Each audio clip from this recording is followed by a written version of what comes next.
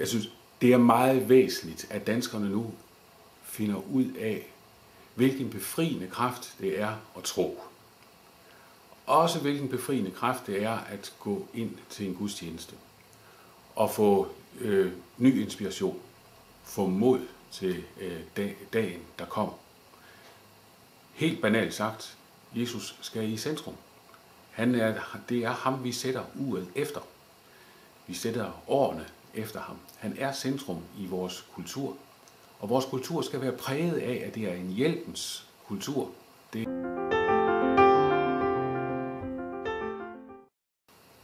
Og det skal vi altså omsætte, den hjælpens kultur skal vi omsætte sådan, så vi hjælper de unge ensomme. Sådan, så vi hjælper de børn, som for eksempel for Københavns vedkommende, cirka 6.000 børn går rundt og går sulten i seng.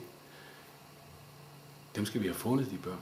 Dem bliver vi nødt til at hjælpe. Vi skal ind og gøre noget utraditionelt arbejde, sådan så vi får dem plukket ud. Og så skal vi altså virkelig være gode til at arbejde på samtidens præmisser. Og være til stede med det budskab, som vi mener er det afgørende her i verden, nemlig at der er kærlighed mellem Gud og mennesker, og den kærlighed, den omsætter sig altså også i, at der er en kærlighed imellem mennesker. Det forslag er jeg måske ikke så pjattet med, for nu at sige det rent ud. Fordi jeg kan godt forstå, at man har et bederum i den nordlige del af Finland eller Sverige, hvor man skal køre en 4-5 timer samtidig for at finde andre mennesker, så er det nødvendigt at have sådan nogle samlingspunkter. Men sådan har vi det ikke i vores land. Jeg kan også godt forstå, at der er bederum i den arabiske verden, men det er jo fordi, man har bedetider, som man skal overholde. Og sådan har vi det heller ikke her hos os. Og så vil jeg også synes, at det er lidt skammeligt at tage det fokus væk fra de mange kirker, som vi har i byen.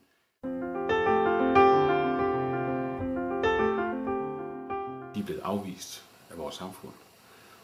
Kirken er et sted, hvor himmel og jord mødes. Det er eftertænksomhedens hus. Her har vi en mulighed for at tænke os en ekstra gang om det nu også er rigtigt, det vi har besluttet. Jeg synes, det er fantastisk at have et hus, hvor man respekterer denne eftertænksomhed. Og man må ikke blive forundret, at når der op foran kommer til mig, at der står en kristusfigur, som siger, kommer til mig, at folk så også tager det alvorligt.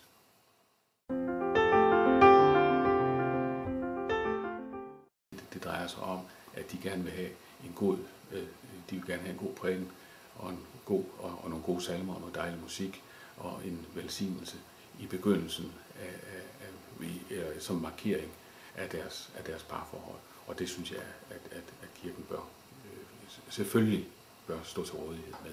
Det er en helt naturlig udvikling, og hvis kirken i den forbindelse kan være med til at lægge nogle fordomme ned, så er det en fornyelse, som er meget væsentlig.